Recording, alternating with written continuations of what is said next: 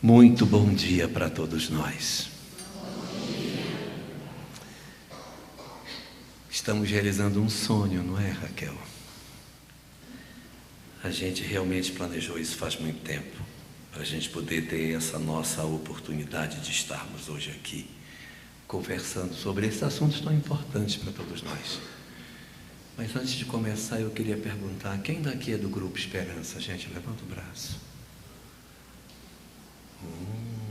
Muito bem, muito bom. Sejam todos muito bem-vindos. A visão que a doutrina espírita tem sobre o que seja família é muito diferente daquilo que, de certa forma, nós encontramos na literatura científica materialista. Porque o que a nossa ciência nos apresenta sobre a questão da família em si é como se nós fôssemos resultado de um processo fruto do acaso, em que, de repente, uma partida de espermatozoides envolveu um específico óvulo, houve uma fecundação e nós, então, surgimos dentro de um contexto familiar, sem que exista nenhuma vinculação maior para que nós tenhamos nos reunido, para que a família tenha surgido. Mas não é essa a visão que a doutrina espírita nos apresenta sobre essa questão. O Espiritismo nos traz uma visão profundamente diferente, exatamente pelo fato de compreender que todos nós somos dotados, sim, de uma fração espiritual, de uma dimensão espiritual que é anterior ao nosso próprio corpo físico, o chamado espírito. E nesse contexto, o que a gente tem na literatura espírita? Os espíritos nos contam coisas muito interessantes. Eles nos dizem que quando nós todos fomos criados, quando nós surgimos como espíritos, quando nós iniciamos a nossa vida já saindo da animalidade, ingressando na hominialidade, não existia vínculos entre nós. Segundo a doutrina espírita, os espíritos não são criados com vínculos de origem, ou seja, nós não possuíamos vínculos espirituais quando fomos criados por nosso Senhor. Nós fomos criados de forma absolutamente individual, sem nenhum tipo de grupo com outros espíritos. Nós fomos criados como indivíduos, sem nenhum laço entre nós. Como, por exemplo, as tartaruguinhas que nascem na praia e rompem o ovo e correm na direção da luz. Elas não têm vínculo entre si, elas não sabem nem quem é a mãe, quem foi o pai, sabe nada. Correm na direção da água, se jogam e vão viver a sua vida.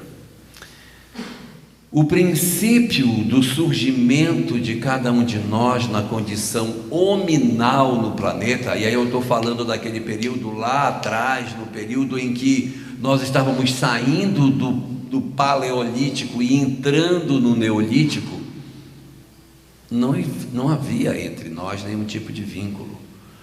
O que nos reunia para que nós vivêssemos da maneira como a gente vivia, em bandos, porque o ser humano sempre foi um ser gregário, a gente sempre viveu em coletividade, em grupos, andávamos aos bandos na savana, caçando e sendo caçados, mas nós tínhamos uma forma de viver muito parecida com os primatas. Dá uma olhada como vivem os chimpanzés, como vivem os gorilas. É desse jeitão que a gente vivia, andando em bando dentro ou da savana ou das florestas mais fechadas, no caso nosso, mas nós não tínhamos necessariamente nenhum vínculo entre nós. O que nos vinculava para que nós tivéssemos uma relação, um vínculo, era um fenômeno que a literatura espírita chama de natureza da prova. O que é a natureza da prova? A natureza da prova é a natureza da prova mesmo, é a natureza da prova. O que seria isso? Todo dia que eu vou trabalhar, eu pego um ônibus na mesma parada, na mesma parada de ônibus, no mesmo ponto. E tem pessoas que tomam o ônibus junto comigo, que elas pegam no mesmo horário e elas vão para o centro e eu pego a mesma condução. Mas isso não significa dizer que as pessoas que tomam o ônibus comigo toda manhã são espíritos vinculados ao meu passado, portanto é por isso que eu tenho que pegar o ônibus com aquelas mesmas pessoas. Não, elas estão comigo ali por conta da natureza das provas, das circunstâncias que a vida nos impôs, que nós temos que pegar a mesma condução no mesmo horário e ir no mesmo ônibus, sacudindo para o centro da cidade. Então isso, na verdade, não nos vincula espiritualmente. Assim também, no começo da nossa história espiritual, nós não tínhamos vínculos com aqueles que faziam parte das nossas histórias de relação. Então, um grupo de espíritos encarnou numa determinada condição, havia espíritos que tomavam conta de nós, mas o nosso planejamento espiritual ele era mais frouxo. Não havia nesse período uma obrigatoriedade do tipo: você vai casar com fulana e vai ter tantos filhos, seus filhos, você vai ter 3 filhos, um deles vai se chamar Igor, o outro vai se chamar Luciana. Isso não existia nas nossas vidas. Nós não tínhamos esse tipo de conexão antes do nosso nascimento. As coisas iriam acontecer em função da natureza das provas. Nós viveríamos em coletividade, identificaríamos alguém para a nossa comunhão afetiva, viveríamos com esta pessoa, criaríamos vínculos com elas e nós promoveríamos assim o nosso crescimento na medida que a convivência fosse oferecendo. Iriam surgir filhos desta relação, que não necessariamente têm histórias conosco, e vida que segue, e a gente vai construindo a nossa história dentro de um cenário chamado natureza das provas. Era assim. Ocorre que nessa convivência, nesse processo de nós vivermos na relação com aqueles que estão em nosso derredor, 2 situações diferentes podem acontecer nas nossas vidas, Raquel. Nós podemos, nesse processo de relacionamento afetivo, desenvolvermos uma simpatia por uma pessoa que conosco convive. Eu não tenho nenhum vínculo com ela, ela me é estranha, nunca vivi, não conheci, mas é agradável caçar com ela, pescar com ela. Ela me ajuda, ela divide comigo o que pesca, ela divide comigo o que caça, ela me protege dos perigos. É legal a convivência dela, gosto, me agrada caçar com esta pessoa. Ou me agrada conviver o cotidiano com ela. Ela é uma pessoa que tem uma forma de se comportar que me é muito agradável. Se isto acontecer, e costuma acontecer nos fenômenos de longa convivência, nós vamos criar um fenômeno que é laço de afeto. Cadê a Érica? Vai anotando. Então, nós temos um primeiro tipo de laço, que é o laço pela natureza das provas. O laço da natureza das provas, ele, pela convivência, pode se converter num laço de afeto. O que é um laço de afeto? É um vínculo da satisfação na convivência deste indivíduo conosco. Quando isso acontece, nós desenvolvemos uma relação de afinidade com esse espírito que era estranho, mas agora não é mais. Agora ele não é mais. Por quê? Porque a convivência com ele durante os anos, as décadas, fez com que eu me agradasse da relação com Ele e cria um laço que me vincula a esse Espírito. Qual é o resultado espiritual disso? O resultado espiritual de uma experiência saudável, de uma experiência afetiva no mundo corporal, é que este indivíduo com o qual eu desenvolvi laço de afeto, ele passa a integrar um elenco de pessoas que se chama família espiritual. Ou seja, o que é família espiritual? É o conjunto das pessoas com as quais já convivemos e com as quais desenvolvemos ao longo das existências laços de afeto. Todas as vezes que nós vivemos uma história e nós nos agradamos da convivência de alguém e desenvolvemos afeto por alguém e criamos vínculos de afinidade entre essas criaturas que passam a ter prazer na sua convivência, este indivíduo passa a fazer parte de um grupo seleto de espíritos chamado família espiritual. A nossa família espiritual hoje, ela é muito grande. Ela é muito grande. Quantas mães? Quantos pais? Quantos irmãos? Quantos amores? Quantos filhos? Quantos amigos a gente já teve nas encarnações e que a gente sente uma afinidade incrível com eles? Esses companheiros com os quais nós desenvolvemos esses vínculos de afeto, eles compõem a nossa família espiritual. E a tendência é que esta família espiritual, ela vá crescendo, ela vá se desenvolvendo a cada encarnação. É lógico, porque a gente vem numa encarnação, conhece o pessoal de Pouso Alegre, bota o povo de Pouso Alegre para dentro. Aí numa outra encarnação, conhece o pessoal de Caxambu, bota o povo de Caxambu para dentro. E assim vai para Porto Velho, não é, Fábia? Aí lá bota o povo imenso de Porto Velho para dentro. Então vai crescendo, vai desenvolvendo. A cada existência, a nossa família espiritual, ela vai se desenvolvendo. E na medida em que ela vai crescendo, ela vai se tornando cada vez mais universal. Qual é o resultado? Fraternidade universal é o resultado. A junção das famílias espirituais que vão se aglutinando, e quando a gente se der conta, todos são nossos irmãos, todos são nossos amados. É o resultado do processo do desenvolvimento das famílias espirituais. Se elas são assim tão grandes, significa que quando a gente renasce, nem todo mundo vem, tá? A gente não pode pensar assim, quando eu vou renascer, aí a minha família espiritual não vai.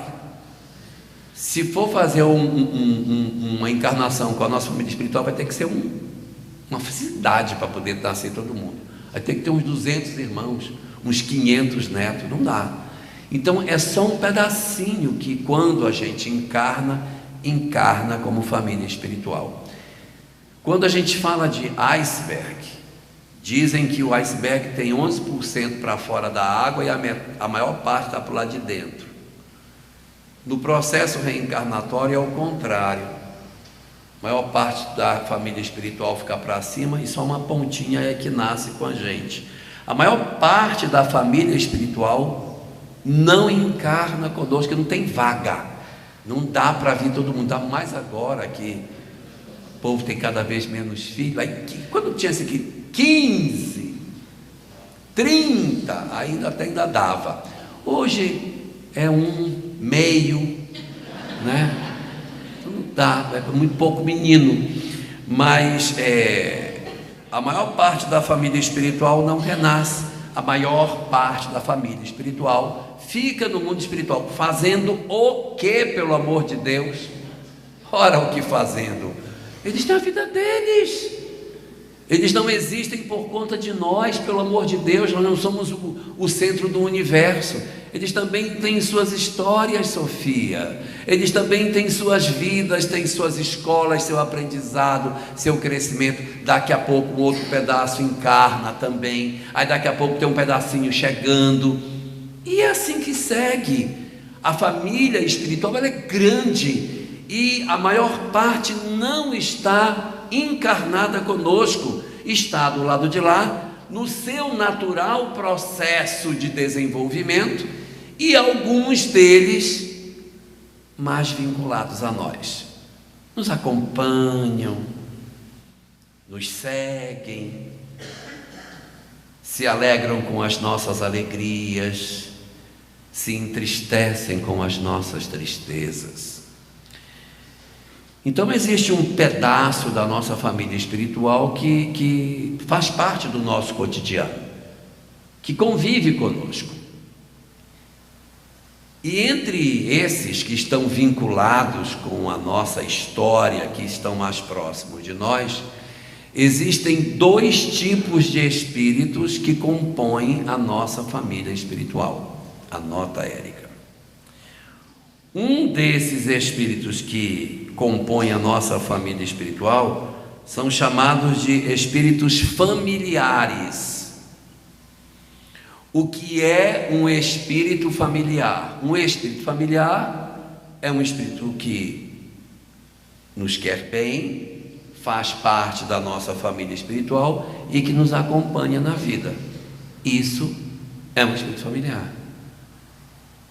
E existe um outro tipo de espírito familiar, um outro tipo de espírito que compõe a nossa família espiritual.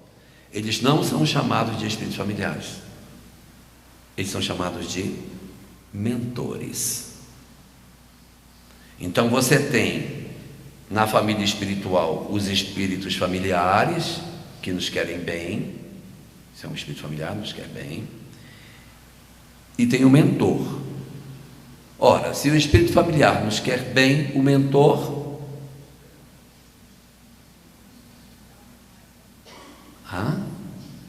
o espírito familiar nos quer bem, então o mentor,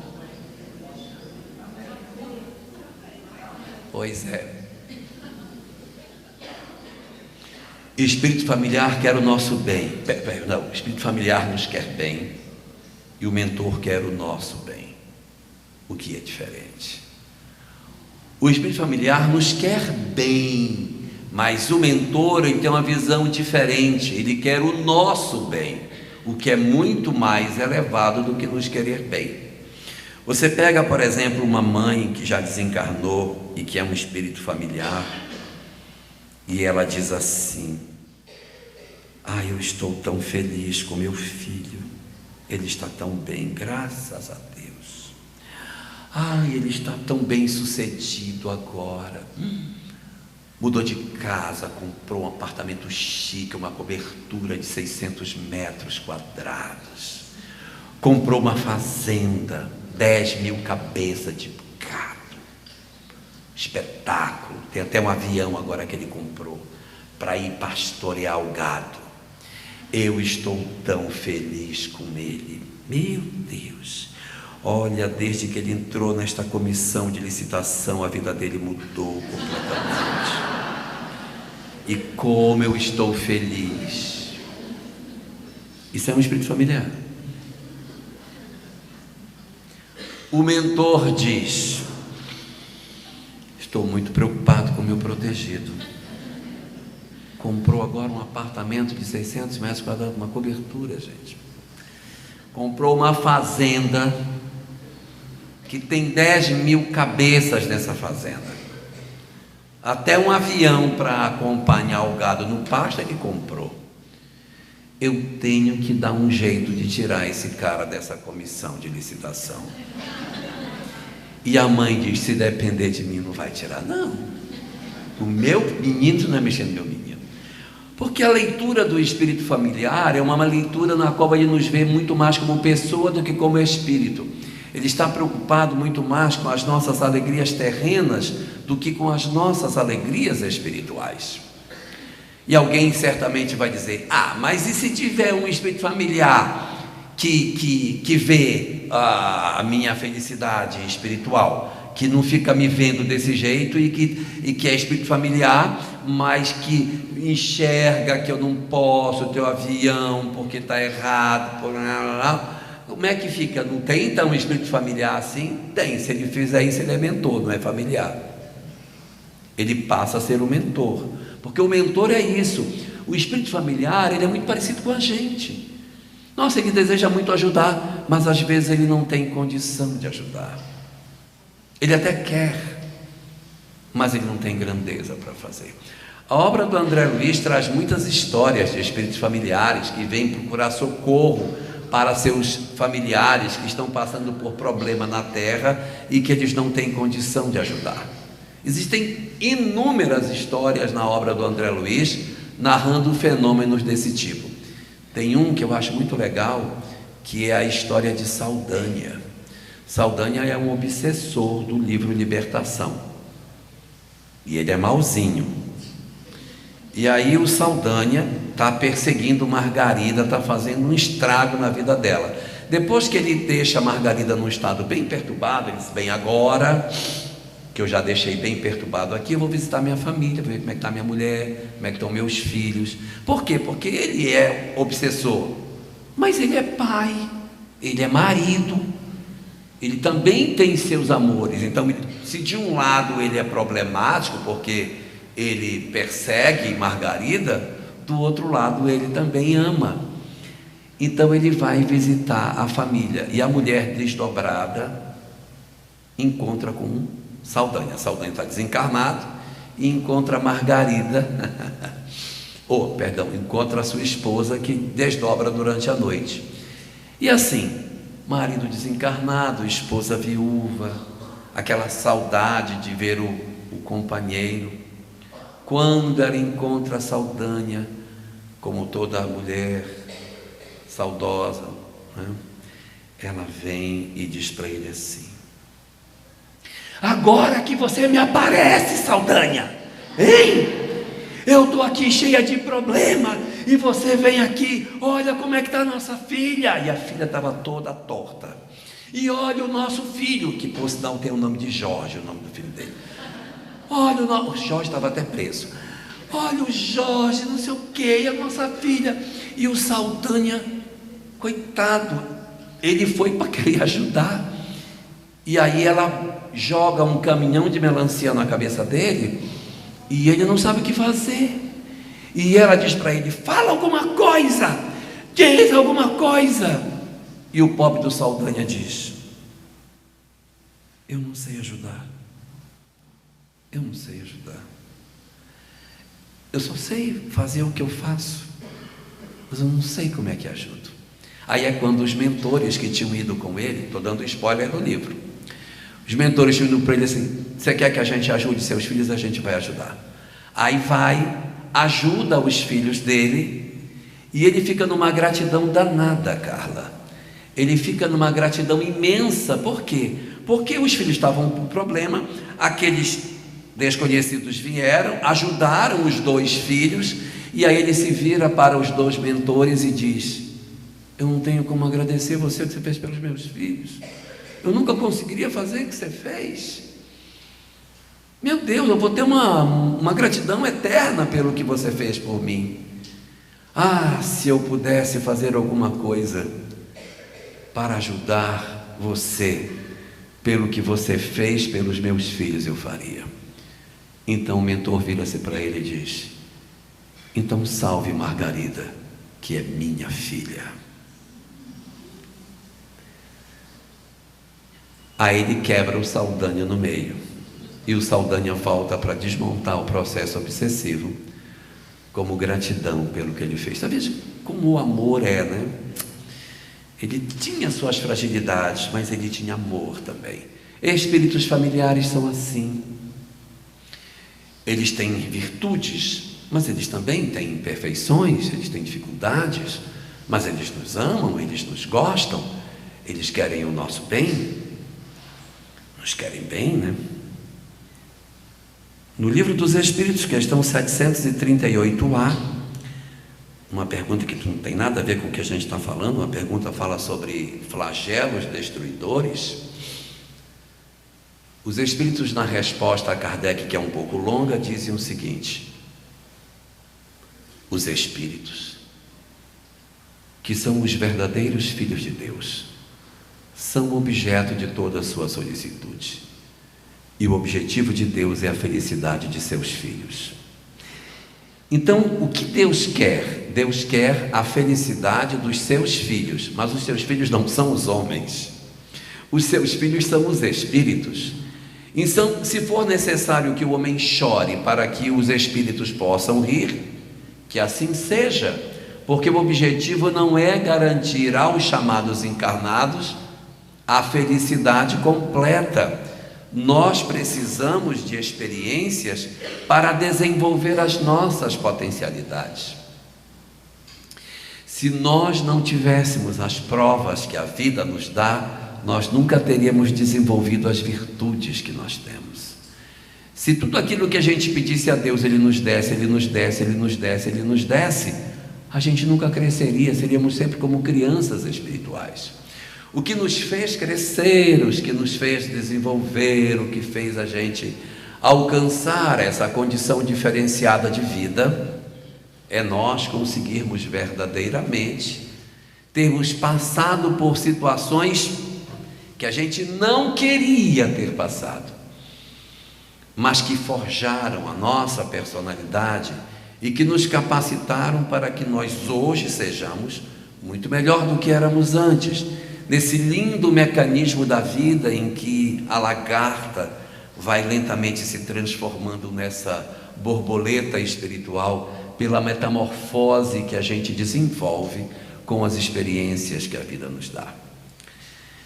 E isso é muito interessante, porque quando a gente entra em contato com a doutrina espírita, existe uma coisa que o pessoal fala muito para a gente. Dizem assim: o nosso destino é a felicidade. Você já deve ter ouvido falar isso. Todo mundo vai caminhar para a felicidade, é o destino de todos nós. A evolução vai nos levar na direção da felicidade, e nenhuma das ovelhas se perderá, e Deus então sabe que todos nós seremos felizes. Isso está dito na obra espírita diversas vezes. E há uma pergunta que se impõe quando a gente se depara com esta informação. Ora, é lógico, se todo mundo vai ser feliz, né? Se todo mundo está caminhando para a felicidade, se Deus nos criou para que nós sejamos todos felizes, por que, pelo amor de Deus, Ele não nos dá um vale de felicidade? Já que Ele vai nos fazer felizes lá na frente, entrega logo um pedaço aqui, Maria Freire. Entrega logo. Ué, não vai ser feliz? Não é isso? Não, vai ser feliz. Mas se vai ser, me entrega logo pelo menos 10% desse negócio. Uns 15%, para a gente já pelo menos saber que é bom ser feliz. Porque essa coisa tipo mãe, assim, se você comer tudinho, você vai comer a sobremesa. Se você não deixar nada no prato, você vai comer. E o pobrezinho se obriga a comer aquilo forçado, tadinho, para comer a sobremesa. Às vezes a gente acha que a lei de Deus é assim: olha, se você fizer tudinho, aí eu vou te dar a felicidade. Como se Deus estivesse sentado num trono, olhando e dizendo assim: aquele ali já pode dar 10% de felicidade, vá lá nele e dê 10%, aquele ali não, aquele é só 2%. E falta uma resposta para isso. E a resposta é a seguinte: está na introdução do livro Conflitos Existenciais, a obra número 13 da série psicológica de Joana de Ângeles, aonde Joana diz o seguinte: todos nós caminhamos para a felicidade, mas a felicidade não é um dom gratuito. A felicidade é uma conquista. E a felicidade é o estado de alma resultante da vivência do amor. Então é assim. Por que seremos felizes? Porque viveremos o amor. Quanto mais amor eu viver, mais feliz eu serei. Então, por que é que o nosso destino é a felicidade? Porque quanto mais experimentamos o amor, naturalmente mais felizes nós seremos. É lógico. É porque vocês não sabem o que é isso. Mas quando a gente tem mágoa, quando a gente tem raiva de alguém, a gente não consegue ser feliz. Não consegue. Porque a gente fica com as noites ruins. O nosso destino é a felicidade. Mas o nosso destino é a felicidade, Maria Freire. Porque quanto mais eu desenvolver o amor nos meus dias, mais eu experimento esse sentimento. Não é preciso que Deus fique com uma fita métrica nos medindo todo dia para saber quanto que Ele já pode dar. A regra é a seguinte: amor sente felicidade, não amor vai sofrer. Questão 614 do Livro dos Espíritos, a primeira questão da terceira parte da obra, que abre as chamadas leis morais. Quando Allan Kardec pergunta o que é a lei de Deus, os Espíritos respondem: a lei de Deus é a única verdadeira para a felicidade do homem. Então, para a felicidade da criatura, você pode inventar o que quiser, mas a única verdadeira é a lei de Deus. Você pode dizer que felicidade é um prato de açaí, que felicidade é um prato de pão de queijo, você pode dizer o que você quiser, mas a verdadeira para a felicidade é a lei de Deus. Diz o texto na sequência: indica-lhe o que deve fazer ou deixar de fazer.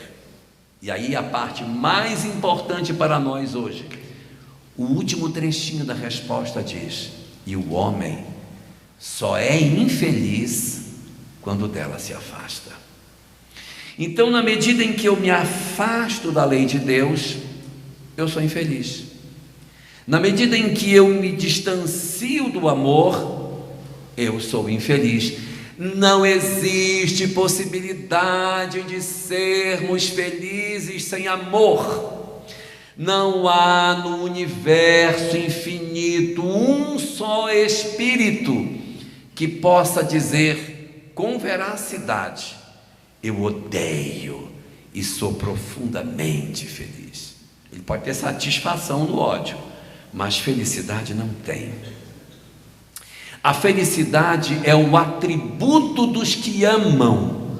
Quanto mais eu experimento o amor, meu Deus, muito mais feliz eu me torno, muito mais pleno, muito mais rico espiritualmente eu sou, na medida em que eu experimento este sentimento. É confuso o que eu estou dizendo? É claro o que eu digo? Faz sentido? Pois é. Nas nossas relações familiares, nem sempre a gente desenvolve laços de afeto, sabia? Tem vezes que a gente convive e desenvolve laços de desafeto. Ao invés de eu conviver com alguém e dizer: eu gosto de caçar com ele, eu gosto de pescar com ele, a pessoa diz: eu odeio pescar com ele. A vontade que eu tenho é de caçar ele. Ele é muito antipático. Meu Deus do céu. Tenho vontade de esganar essa pessoa.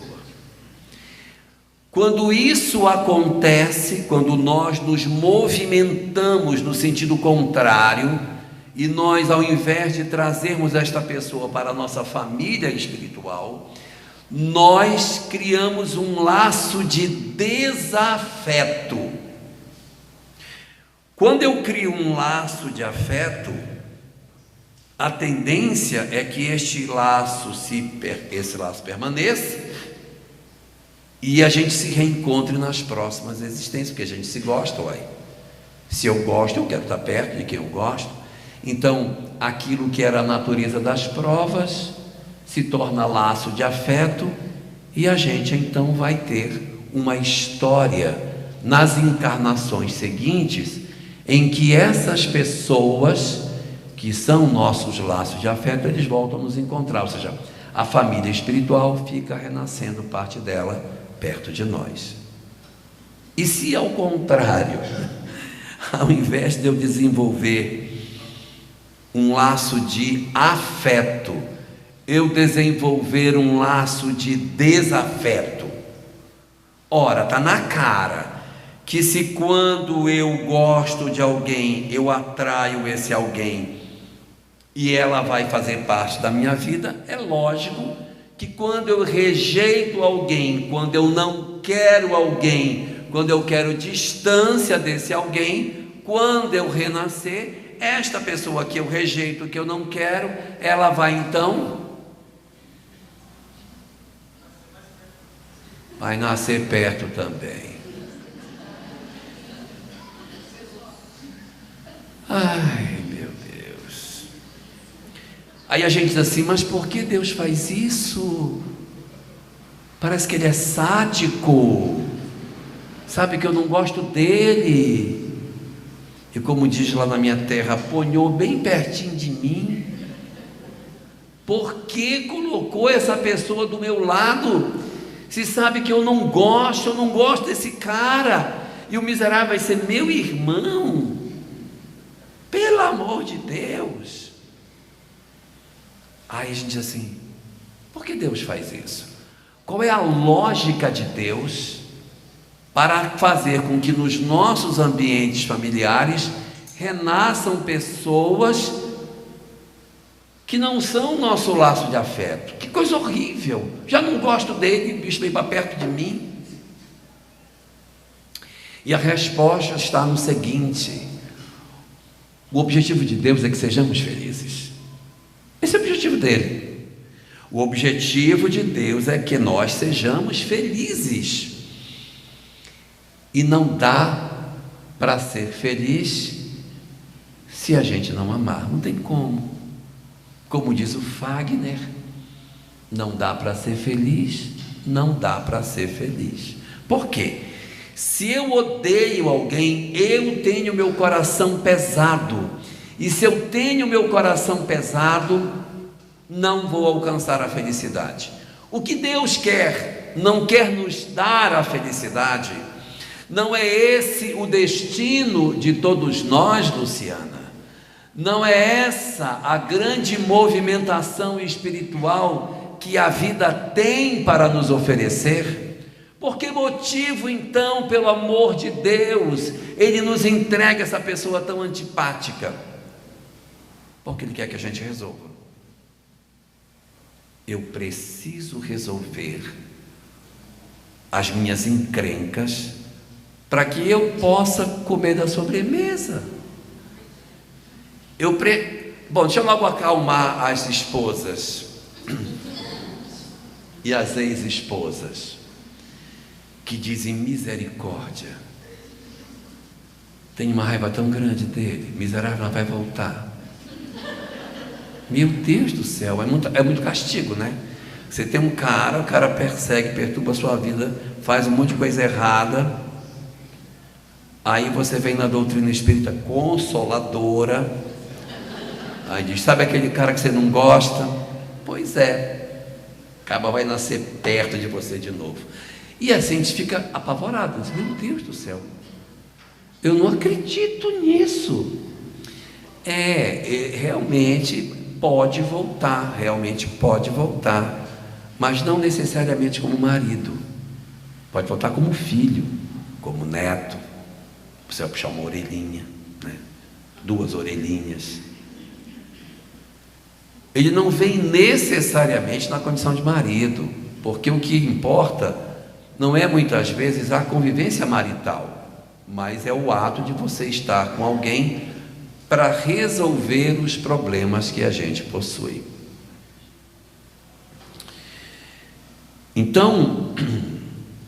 Quando você tem um laço de desafeto com uma pessoa, esse laço de desafeto, ele é um laço que ele pode ter duas naturezas. Ele pode ser movido pela mágoa e pode ser movido pelo ódio. Qual é a diferença de um para o outro? A mágoa é sempre um amor que adoeceu, o ódio não necessariamente. A mágoa sempre é uma história em que você esperou de alguém alguma coisa e esta pessoa não entregou o que você sonhava. E sem querer deixar vocês com raiva de mim, mas eu quero dizer para vocês que a gente nunca se magoa com as pessoas, viu? Ou melhor, as pessoas nunca nos magoam. Nós nos magoamos com a imagem que a gente faz da pessoa. Então a pessoa diz: você nunca poderia ter feito isso comigo. Mas o outro só está sendo o que ele é isso. É que eu inventei na minha cabeça que o outro é de outro jeito. Aí eu me magoo com a imagem que eu fiz dentro da minha cabeça daquilo que o outro seja. Então a gente se frustra e se magoa com quem se ama, a gente não se magoa com quem não ama. Magoar significa: eu não esperava que você fizesse isso comigo. Nossa, foi uma decepção profunda. Isso é mágoa. Ódio é diferente. Ódio é ódio. Ódio é ódio. Mágoa é mágoa, né? Você não vai ter uma pessoa que vai chegar numa delegacia dizendo para o delegado assim: olha, seu delegado, eu estou muito magoada com o assaltante que levou minha bolsa, porque ele levou meus... Não vai. Não existe mágoa nessas condições, porque não existe amor antes. A gente se magoa com o filho, é a pombinha da paz. Só que a paz está tão assim, gasta, né, que ela não está tão branquinha por isso. A gente se magoa com o marido, com mãe, com pai, com amigo, com pessoas que a gente tem uma expectativa. Então isso é mágoa. E existe, evidentemente, também aquilo que a gente poderia chamar de ódio. Se existe mágoa entre pessoas, entre marido e mulher, ora, se existe mágoa é porque por baixo da mágoa tem amor. Tem amor. Se tem amor, é possível que eles voltem a casar. É possível, calma. Mas ele pode vir como filho, como neto, como irmão. Às vezes vem sequeladinho. E a gente fica com uma dó: o bichinho, tadinho. E o bichinho, tadinho, é aquele outro danadinho demais da outra encarnação. O cara aprontou, estragou o corpo dele todinho. Aí no mundo espiritual ele está lá, todo sequelado. Dá ele para mim. Mas ele não vai vir como marido, vai vir como filho, que você vai ter que ter uma paciência com ele, porque ele vai ter algumas sequelas da encarnação anterior, e você vai cuidar. Vai nascer como neto, vai nascer filho da filha, e aí você ainda vai botar ele no colo. Olha o bichinho, tão lindinho. Mas é a cara do teu pai, minha filha, é o cabra voltando, né? Resultado: nós temos sim a possibilidade de termos o reencontro dessas pessoas na nossa família, mas isso não quer dizer que a gente vai encontrar essas pessoas lembrando de tudo que elas fizeram, porque se for assim não vai dar certo, porque a gente vai sentar para tomar café da manhã, vai ser um estrago o café da manhã. Você é muito antipático, desde a outra encarnação que eu não te suporto. Então, olha como Deus é sábio. Ele precisa que a gente se reencontre. Ele precisa, ou melhor, nós precisamos nos reencontrar. Mas se eles se reencontrarem com toda a lembrança do passado, não dá certo. No mundo espiritual a gente poderia ficar, não precisava encarnar, só ficar lá, porque a vida verdadeira é a vida espiritual. A gente evolui no mundo espiritual. Ora, se a vida verdadeira é a vida espiritual, se a gente evolui no mundo espiritual, por que vem, pelo amor de Deus? Porque não fica logo lá de uma vez? É porque lá é mais difícil mudar, porque a gente olha para o marido e diz: miserável, eu ainda não esqueci o que você me fez. E é muito difícil esquecer, porque eu estou com toda a minha memória. Então o que Deus criou exatamente para facilitar o processo de desenvolvimento das nossas condições espirituais? A tal da reencarnação. Só que a reencarnação tem vinculada a ela o esquecimento do passado. Mas eu queria vir reencarnar, mas eu queria vir sabendo tudo. Então fica, não vem, já fica lá. Porque se for para encarnar sabendo, já fica, meu filho, já fica. O sentido da encarnação é para esquecer. O sentido de renascer entre os homens é esquecer, que é para que a gente possa sentar na mesa e conseguir superar as nossas dificuldades e fazer uma nova história. O objetivo da reencarnação é que a gente faça uma nova história em cima daquilo que a vida nos oportunizou. Eu vou até que horas? 10h45?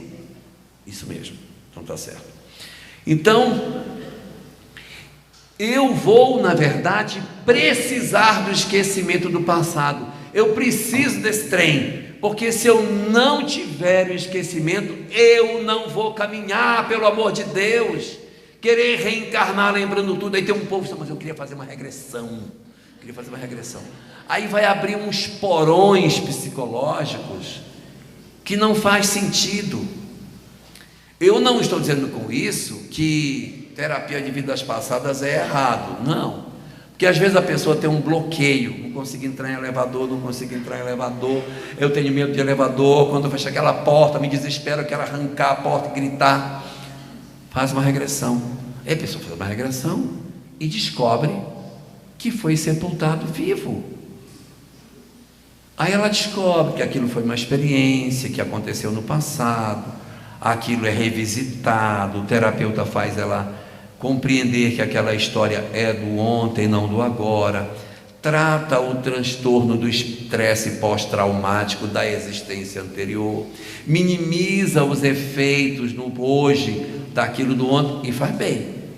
Aí é legal. O problema é que o cara já curado diz assim: e quem me sepultou? Aí é o problema.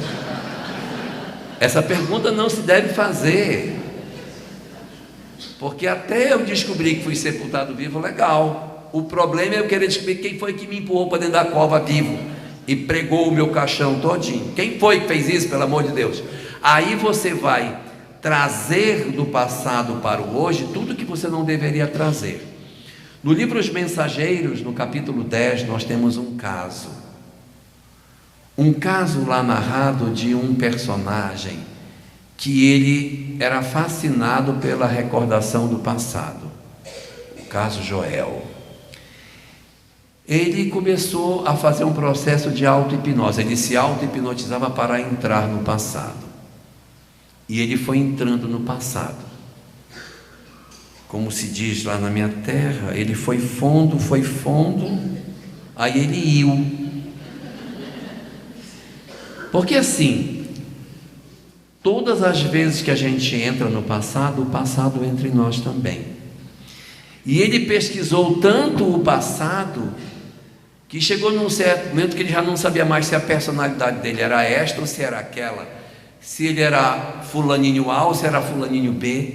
Ele misturou, rasgou o véu do esquecimento, e a encarnação perdeu muito da sua utilidade, porque ele tinha lembranças muito vivas de quem ele foi na encarnação anterior, e isso produzia nele uma espécie de lentidão no processo de transformação dele, se tinha, porque quando ele fazia as suas movimentações, ele estava muito vinculado ao passado, e ao estar vinculado ao passado, ele não conseguia avançar com mais facilidade.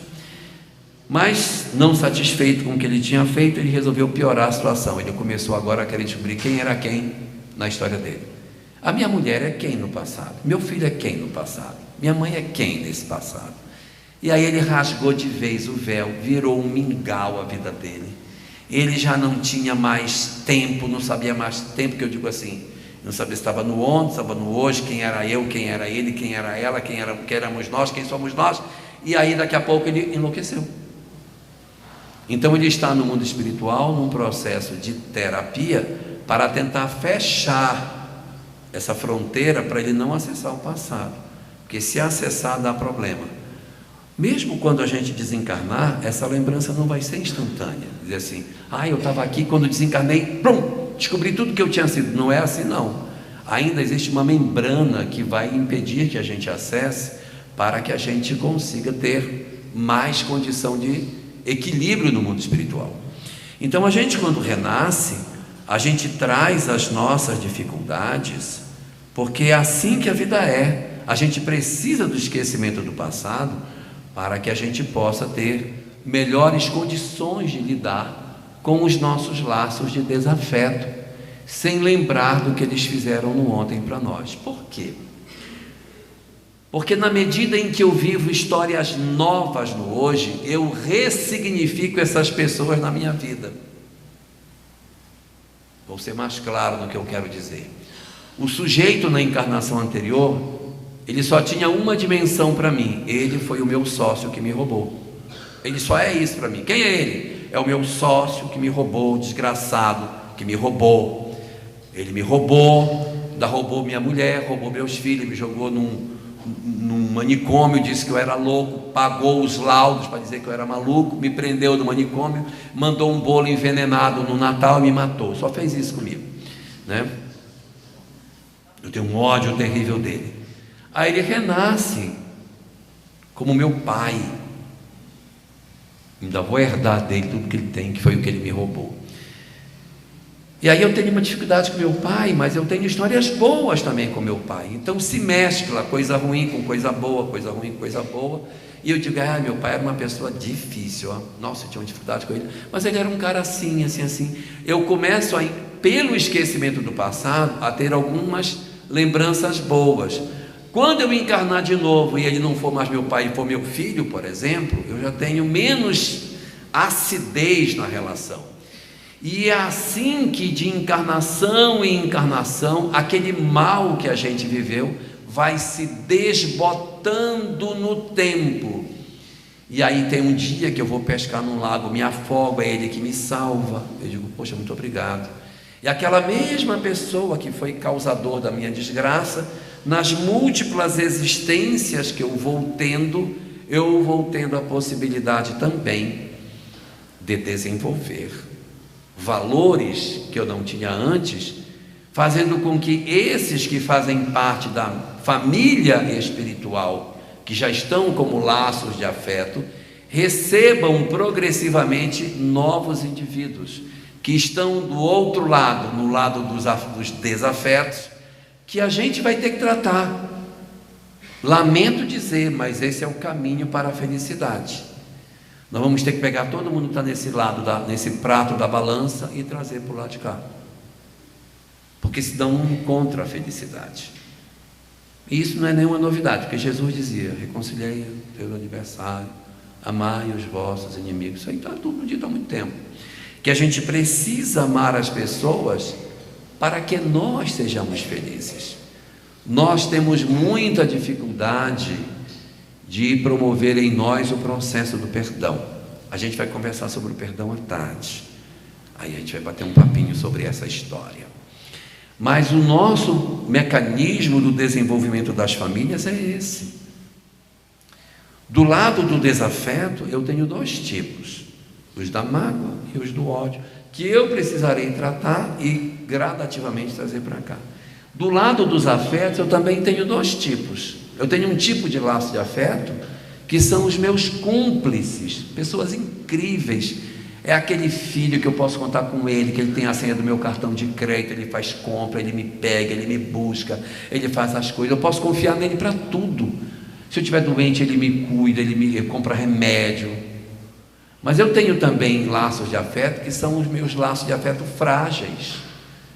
Eu amo essa pessoa, mas ela apronta todo dia comigo, e eu todo dia perdoo, porque eu amo, e o ser humaninho todo dia apronta.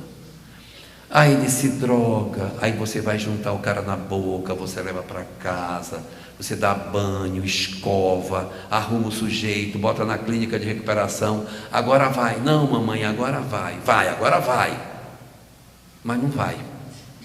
E aí você vai de novo, aí vamos arrumar um emprego para você vai trabalhar, você vai sustentar, mamãe que sustenta por baixo o que for preciso para você trabalha e eu te ajudo, legal, então a gente vai, aí cada vez mais ele vai ganhando menos, você vai entrando com mais, até que chega uma hora que você está entrando com tudo, ele não está entrando com mais nada, e aí ele já entrou numa depressão, aí você tem que bancar tudo, e aí cada vez está pior. Mas você não desiste, porque você ama. Então nem todo mundo que é laço de afeto é necessariamente alguém resolvido. O laço de afeto é alguém que eu amo, mas esse alguém que eu amo pode ser uma pessoa frágil. No fundo, as nossas famílias são como se fossem uma grande bisteca. Vocês conhecem bisteca? Tem um pedacinho de carne, né? Os veganos que me perdoem. Tem um pedacinho de carne e tem uma ponta de osso. Todas as vezes que vocês forem comer uma bisteca, vocês vão lembrar de mim. Jogar aquele negócio do prato. São as nossas famílias. Tem um pedacinho que é macio, saboroso, gostoso, mas tem uma ponta de osso para roer. E não tem bisteca sem osso. Já viram bisteca sem osso? Se tiver bisteca sem osso, não é bisteca. Então a família é igual a bisteca. Ela vem o pedacinho bom, mas vem a pontinha. Tem uns que tem um pedacinho de carne desse tamanho, um osso que é um monstro. Tem outros que tem um pedaço de carne maior e um ossinho pequeno, porque já está trabalhando para diminuir o osso duro de roer. E digo a todos nós, enquanto nós não trabalharmos para resolver esses problemas, enquanto a gente não movimentar as nossas vidas, para que a gente consiga realmente transformar sentimento, vai continuar caindo bisteca no nosso prato. Somos nós que fazemos isso, é um esforço que a gente precisa fazer. E só para terminar as minhas palavras, eu quero lembrar que muitas vezes a gente sonha que Deus venha com uma varinha de condão e plim, transforme as nossas vidas. Plim, meu marido deixa de beber, plim, minha filha deixa de se drogar, meu filho consegue ser uma pessoa educada no convívio, meu pai consegue conversar sem agredir, minha mãe deixa de ser narcisista. Às vezes pode acontecer, pode. A oração, a busca do bem, o esforço, pode. Existe muitas famílias que se transformam. Ou seja, a gente está vivendo um processo tempestuoso na nossa vida. O nosso mar está nosso barco está numa tempestade horrorosa e a gente está pedindo: Senhor, acalma a tempestade, pelo amor de Deus. E às vezes realmente Deus vem, estende a mão e acalma a tempestade das nossas vidas. Nosso filho para com a droga, nossa filha volta para casa, os nossos pais conseguem ter uma relação melhor, o casamento se reorganiza. Nossa, isso tudo é muito positivo, que seria Deus acalmando a tempestade, mas nem sempre isso vai acontecer. Tem vezes que a gente ora para que Deus acalme a tempestade, mas Ele não acalma a tempestade, Ele acalma o marinheiro. A tempestade fica igualzinha, Carla, não muda nada, mas um marinheiro calmo pode fazer muitas coisas. E no meio de uma tempestade, conduzir o barco pelo meio do mar encapelado e encostar o barco num destino feliz. Então não tenhamos dúvida de que quando por algum motivo a tempestade não passa, o Senhor está nos dando as ferramentas para que a gente se acalme e conduza mesmo diante da loucura que a família se transformou, a gente consiga levar o barco para o destino final. Porque a gente não vai ter êxito, porque nós transformamos as nossas pessoas que compõem a família, nós não convertemos os nossos familiares. Nós alcançamos êxito quando nós vencemos a nossa indiferença, o nosso desamor, a nossa vontade de desistir. É aí que está a vitória do Espírito. não no sucesso sobre os outros, mas no sucesso sobre nós próprios, para não perdermos a fé e levarmos até o final o propósito das nossas existências nas nossas famílias.